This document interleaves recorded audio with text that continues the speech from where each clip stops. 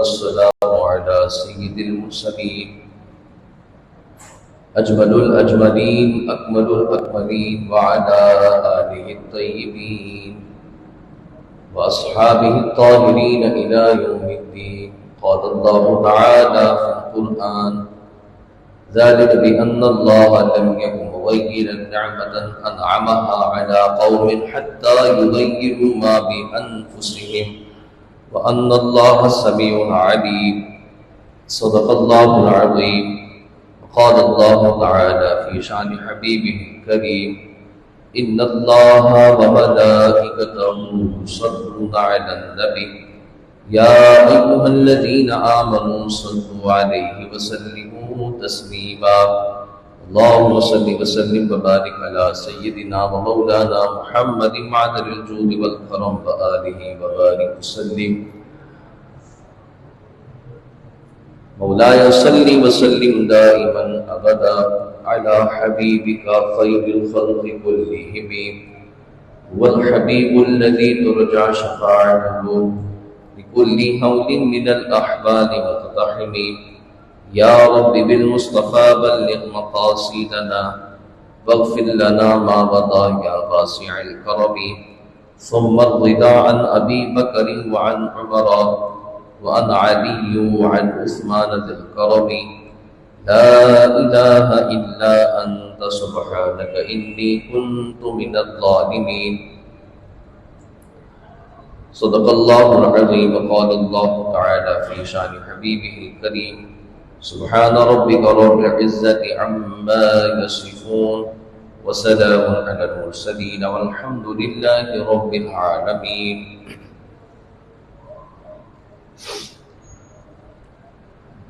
حمد و صلات کے بعد ہم اللہ رب العالمین کا یہ شکر ادا کرتے ہیں کہ اس مالک پروردگار خالق کائنات نے ہم سب کو ایک بار پھر جمعۃ المبارک کا ببرکت دن عطا کیا ہے. اللہ تعالیٰ ہم سب کو اس کی رحمت برکت عطا فرمائے. ماہ رمضان بھی ہے اور جمعۃ المبارک بھی ہے، اور جمعۃ المبارک ماہ رمضان کا یہ بڑا محترم ہوتا ہے. اللہ رب العالمین اپنے خاص کرم جمعہ کو فرماتا ہے، لیکن رمضان کی جمعے کی تو بات ہی کچھ اور ہے. اس کی فضیلت، اس کی رحمت کو اللہ تعالیٰ بڑھا دیتا ہے. اللہ تعالیٰ آج کے دن کی عظیم برکتیں ہم سب کو لوٹنے کی توفیق عطا فرمائے. نبی کریم رؤوف الرحیم علیہ افضل الصلاۃ والتسلیم پر درود پاک پڑھنے کے بے شمار فضائل و برکات حدیث کریمہ میں آتے ہیں. آقا نامدار رسول مختار نبیوں کے سردار صلی اللہ علیہ وآلہ وسلم نے ارشاد فرمایا ہے کہ جب دو مسلمان آپس میں ملاقات کرتے ہیں، مصافحہ کرتے ہیں، ہاتھ ملاتے ہیں، مجھ پر درود پاک پڑھتے ہیں، تو اللہ تعالیٰ ان دونوں کے جدا ہونے سے پہلے ان کے گناہوں کو معاف کر دیتا ہے. صلو علی الحبیب صلی اللہ تعالی علی محمد صلی اللہ تعالی علیہ وسلم. صلاۃ و سلام علیک یا سیدی یا رسول اللہ. ماہ رمضان جس تیزی کے ساتھ یہ گزر رہا ہے، اور دیکھتے ہی دیکھتے رمضان شروع ہوا تھا، اور پھر اس کے بعد پہلا جمعہ آیا، دوسرا جمعہ، اور آج اس کا تیسرا جمعہ ہے ماہ رمضان کا، اور 16واں روزہ ہو چکا ہے. دوسرا عشرہ ہے، عشرہ مغفرت، اور یہ تیزی کے ساتھ گزرتا جا رہا ہے. اللہ تعالیٰ نے ہم پہ انعام کیا کہ ہمیں ماہ رمضان عطا کر دیا، تاکہ ایک بار پھر ہم اس کی بارگاہ میں توبہ کر سکیں، ایک بار پھر ہم اس کی بارگاہ میں دعا کر سکیں، ایک بار پھر ہم ماہ رمضان کے صدقے اللہ کے حضور مغفرت مانگ سکیں. یہ اللہ نے ہم پر ایک بار کرم کیا. اب جن کے مقدروں میں رمضان کی برکتیں رحمتیں ہیں وہ تو لوٹ رہے ہیں اور ان کو اللہ عطا بھی کر رہا ہے، لیکن ہمیں اور آپ کو عملی طور پر غور کرنا چاہیے کہ ہم ماہ رمضان کو گزار کس طرح رہے، اور یہ جتنا رمضان اللہ نے ہمیں عطا کیا ہم نے کس طور پہ اس کو گزارا، کیسے گزارا، کس طرح گزارا، یہ مجھے اور آپ کو سوچنا چاہیے. اللہ سے یہی دعا کرتے ہیں کہ اگر اس رمضان ہم سے کوئی کوتاہی ہو چکی ہے تو وہ معاف کر دیں، اور ابھی جتنا باقی ہے اسے اپنی رضا کے مطابق گزارنے کی توفیق عطا فرمائے.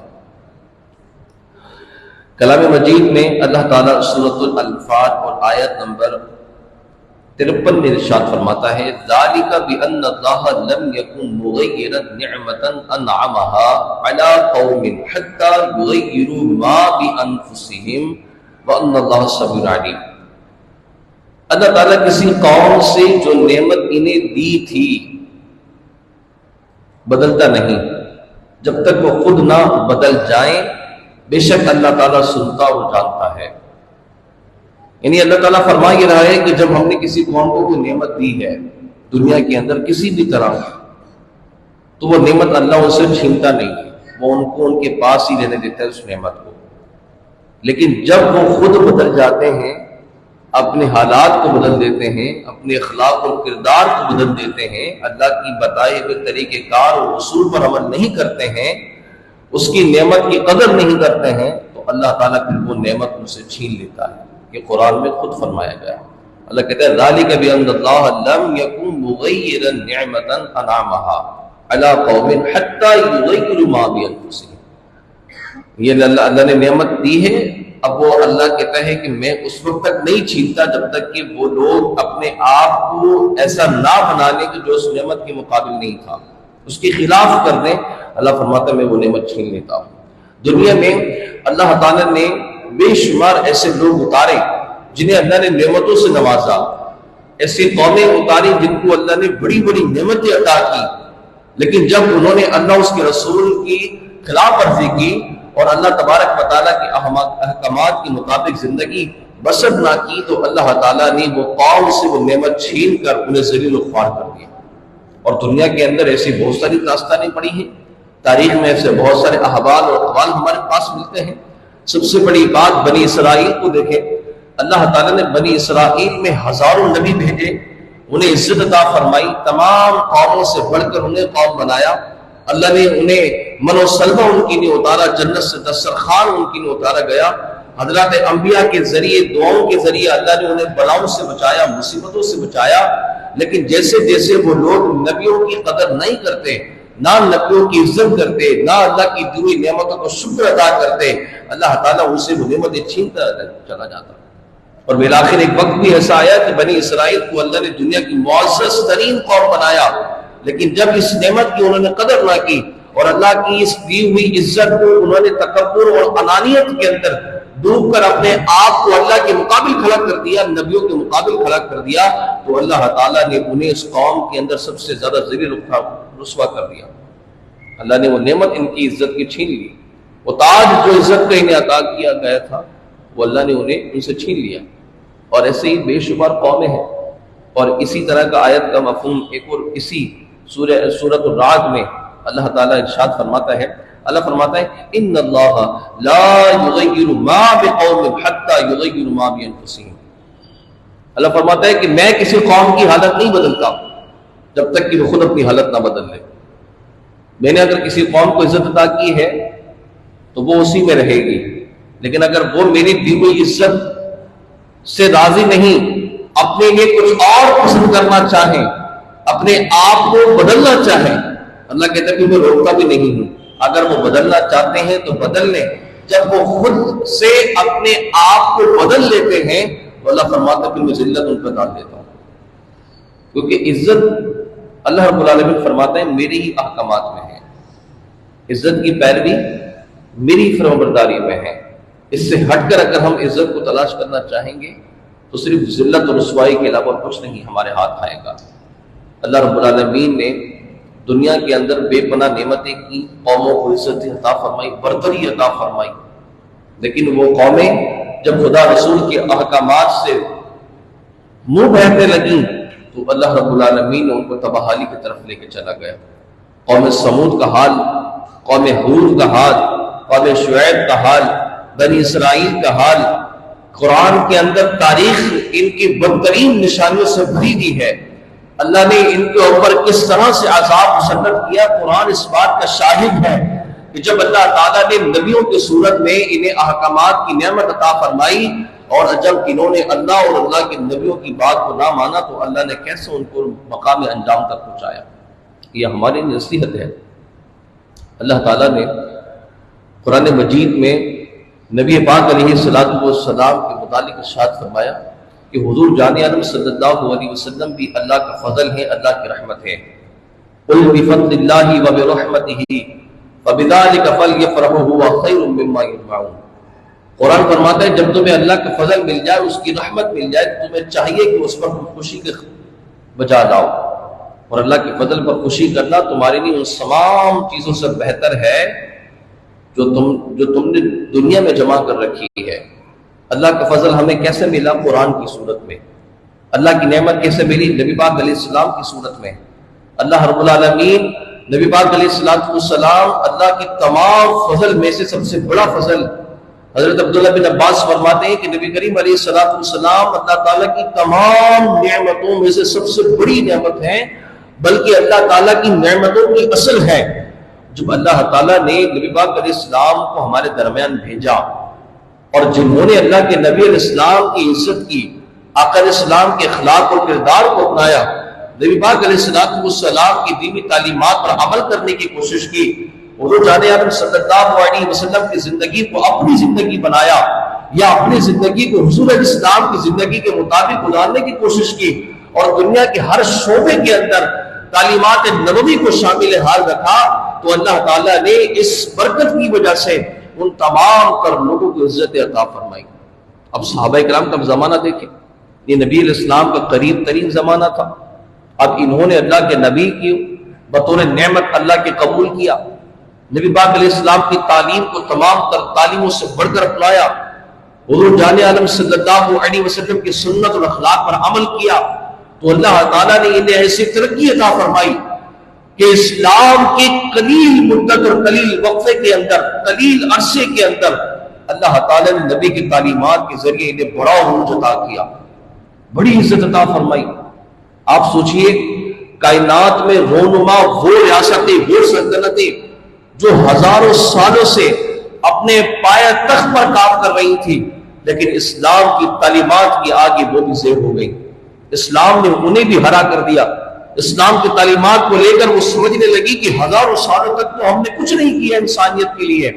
اسلام نے جب ان ریاستوں کے سامنے احترام انسانیت کا درس رکھا، نظام حیات، نظام معاشرت، نظام سیاست، نظام معیشت، جب اسلام نے ان ریاستوں کی آگے رکھا تو وہ مجبور ہو گئے اسلام کو قبول کرنے پر، اور جو حقوق اسلام نے انسانیت کو عطا فرمائے، یہ بڑی بڑی ریاستیں جو ہزاروں سالوں سے چل رہی تھی، اسلامی حقوق کو دیکھ کر، نظام کو دیکھ کر اسلام کے آگے پھسل گئی۔ اور پھر دیکھا اس کائنات میں بھی کہ جو ریاستیں ہزاروں سالوں سے تھیں، ان ریاستوں کے اندر اسلامی پرچم لہرانے لگا، اور ایک سال دو سال کی بات نہیں، ہماری اسلامی ریاست کا دور اقتدار اگر پڑھیں آپ تو آپ کو 1200 سال تک محیط ملے گا۔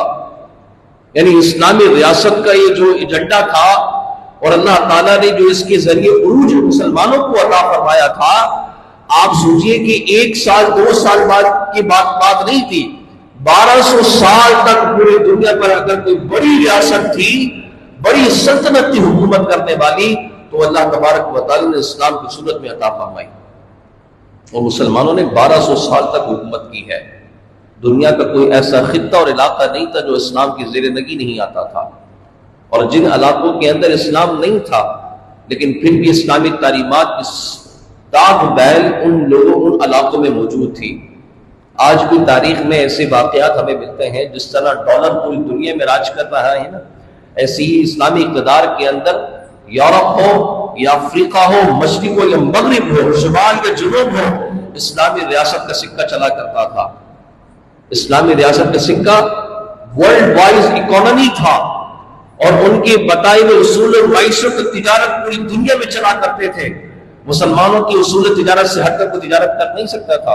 کوئی کافر بھی تھا نا تو اس کو بھی یہ بات لازم تھی کہ مسلمانوں کی معیشت پر کاروبار کرے گا، مسلمانوں کے اصول پر کاروبار کرے گا۔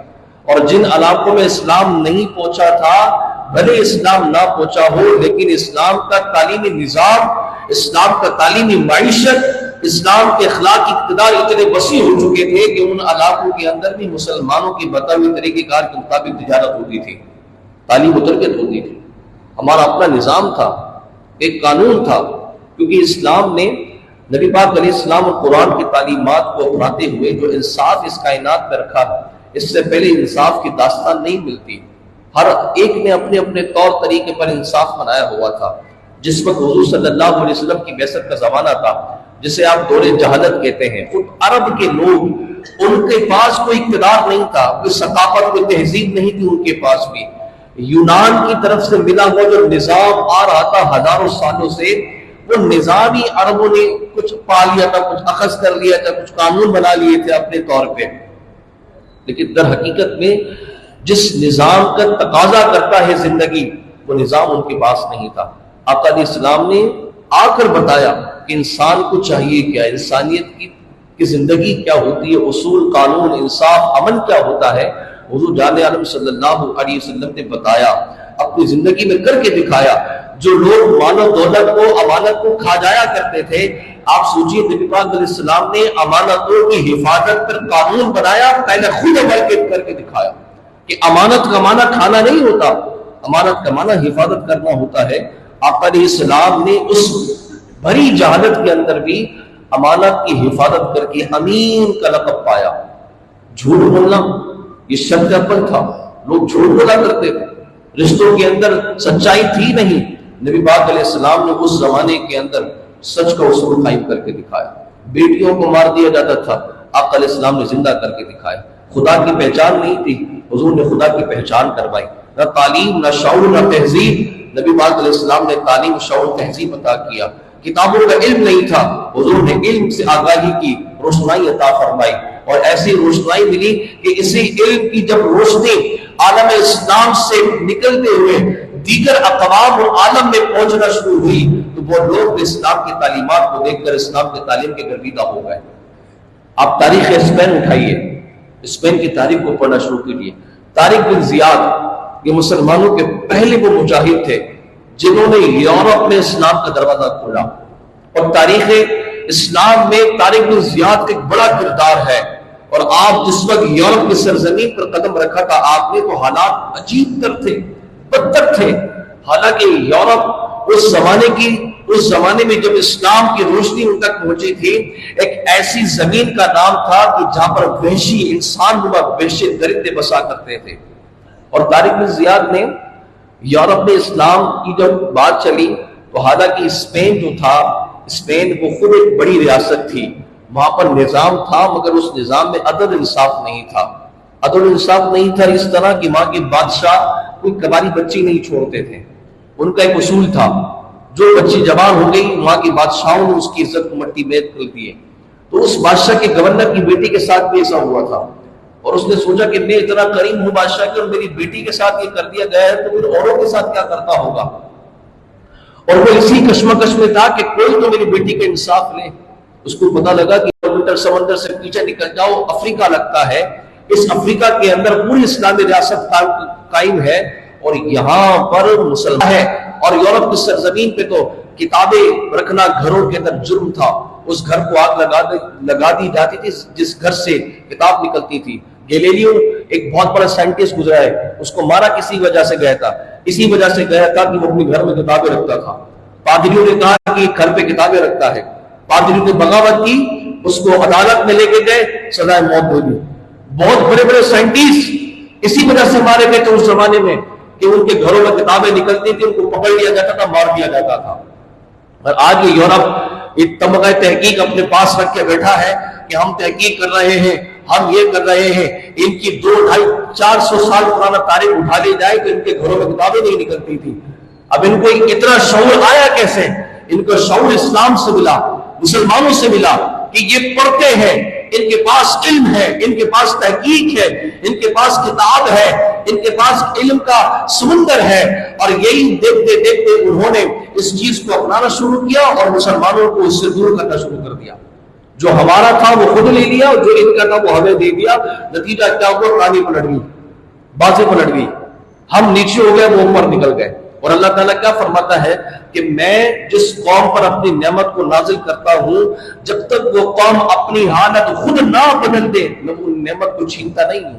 اللہ نے ہمیں نعمت دی تھی، کس کی؟ ریاست کی نعمت دی تھی، ایک نظام کی نعمت اللہ نے عطا کی تھی، ایک عزت ہمارے پاس، ایک وقار تھا.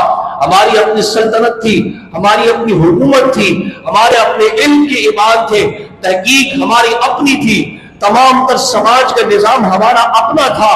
جب اللہ نے اتنی بڑی نعمت سے ہمیں نوازا اور ہم اس نعمت کی قدر و منزلت نہ کرتے ہوئے جب قرآن سے بغاوت کی، نظام سے بغاوت کی، نبی الاسلام کے اخلاق سے بغاوت کی، قرآن کو ہم نے آدمائیوں کی زینت بنا دیا، قرآن کو ہم نے برکت کے لیے پڑھنا شروع کر دیا، قرآن کی تعلیمات کو نہ اپنی زندگی میں رکھا نہ اپنے بچوں کی زندگی میں رکھا، نظام معیشت کے اندر میں ڈنڈی مارنا ہم نے شروع کر دی، سود ہم نے حلال کر دیا، سود ہم نے جائز قرار دے دیا، نبی علیہ السلام کے اقدار و اخلاقیات ہمیں برے لگنے لگے۔ اب نتیجہ یہ نکلا کہ اللہ تبارک و تعالیٰ نے جو عزت کا تاج ہمیں عطا کیا تھا، جو ریاست ہماری تھی، وہ نظام ہمارا تھا، اللہ تعالیٰ نے وہ ہم سے چھین لیا۔ ایسا چھینا کہ آج جو قرآن کہتا ہے تم سب سے بہترین قوم ہو، اور آج قرآن تو یہ دعویٰ کرتا ہے، لیکن جو قوم قرآن کی حاملین میں شامل ہوتی ہے اس قوم کی اخلاقی پستی یہ ہے کہ وہ سب سے زیادہ ذلیل ہو چکی ہے۔ قرآن یہ کہتا ہے تم بہترین قوم ہو، لیکن اجتماعی طور پر اگر ہم اپنے نظام کا جائزہ لیں، کہیں ہمیں اپنی بہتری نظر آتی ہے؟ بتائیں، تعلیم ہماری تھی، نظام ہمارا تھا، قانون ہمارا تھا، کس کی صورت میں؟ قرآن کی صورت میں۔ آج تعلیم لارڈ نگالے کی ہے، انگریز کی دی ہوئی، عدالتی نظام انگریز کا دیا ہوا ہے ہمارے پاس، جبکہ قرآن کہتا ہے کہ تمہارے پاس قرآن ہے، لیکن ہم نے اپنی تعلیم سے اتنی بے اتنائی کری کہ ہم قرآن تو پڑھتے بھی نہیں، پڑھاتے بھی نہیں، قرآن صرف مدرسوں کی حد تک رہ گیا، قرآن صرف 2 سے 4 کی حد تک رہ گیا، قرآن صرف قاری صاحب گھر میں آ کے پڑھائیں گے اس حد تک رہ گیا ہے۔ اس کے علاوہ باقی سارا نصاب ہم نے موٹی موٹی فیسیں دے کے پڑھنا ہے، کالج میں پڑھنا ہے، یونیورسٹی میں پڑھنا ہے، جہاں قرآن نہیں ہے، جہاں نبی کی سنت نہیں ہے، لیکن انگریز کا دیا ہوا ہر قانون موجود ہے۔ ہماری عدالتوں کے اندر قرآن نہیں، نبی کی تعلیم نہیں، عدالتیں ہیں لیکن قانون قرآن کا نہیں، انگریز کا دیا ہوا ہے۔ ہماری اخلاقی پستی دیکھ رہے ہیں آپ، جس قوم کا پوری دنیا میں سکہ اور نظام تھا، اللہ تعالیٰ نے ایسی کایا پلٹی کہ آج وہ قوم اپنی تعلیم سے بیزار ہو گئی، انگریزوں کی بتائی ہوئی اصول پر ہم چل رہے ہیں آج۔ وہ قرآن یہ کہتا ہے کنتم خیر امۃ اخرجت للناس، تم بہترین قوم ہو تمام لوگوں سے۔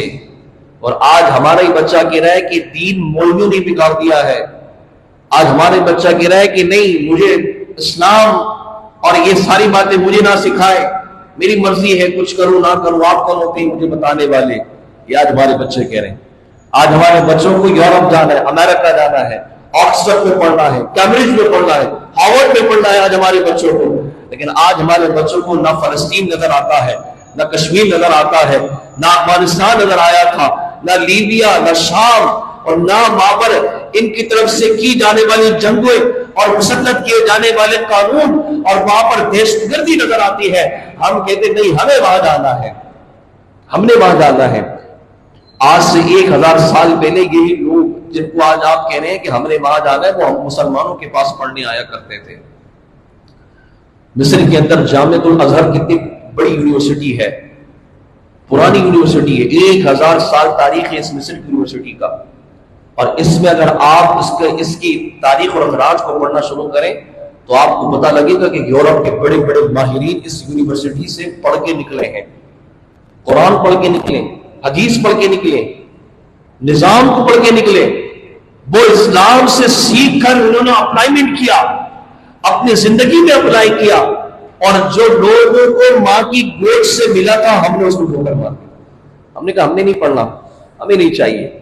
آج ہماری بچے کہہ رہے ہوتے سائنس چاند پہ پہنچ گئی ہے، مولوی صاحب ابھی پائچے سیدھے کرنے کے مسئلے بتا رہے ہیں، تو یہ تو بیٹا آپ کے اوپر سوالیہ نشان ہے نا، یہ تو آپ پر سوالیہ نشان ہے کہ اگر سائنس چاند پہ چلی گئی ہے، وہ اپنے اخلاق اور علم پر اتنے عروج پر آ گئے، اور آج آپ کو اپنی نماز کی بیسکس بھی نہیں پتا، تو یہ تو آپ کے منہ پہ تماچا ہے۔ آپ یہ بات کر کے اسلام کو بدنام نہیں کر سکتے، یہ آپ کے اپنے اوپر خود وہ کہہ رہے ہیں کہ ہم نے تمہارے بتائے ہوئے اصول پر عمل کیا تو ہم چاند پر چلے گئے۔ دنیا کے اندر بے شمار تحقیق اور عجائب ہم نے پیش کیے، جو تمہاری طرف سے علم ہم نے پڑھا تھا، اور جو اور جو خدا نے تمہیں سینہ بہ سینہ دیا تھا، تم نے جب اس کو ٹھوکر ماری تو آج تم ہمارے محتاج ہو گئے. آج ہم محتاج ہیں. ہم کہتے ہیں سائنس یہ کر رہی ہے. سائنس کیا ہے؟ ایک علم ہی ہے نا. قرآن کیا ہے؟ ایک علم ہے.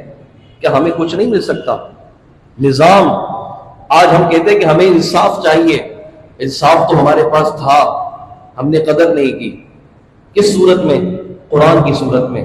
جب ہم قرآن کے ساتھ انصاف نہ کر پائے، نبی کی تعلیم کے ساتھ انصاف نہ کر پائے، تو مجھے بتائیں کیا ملے گا ہمیں؟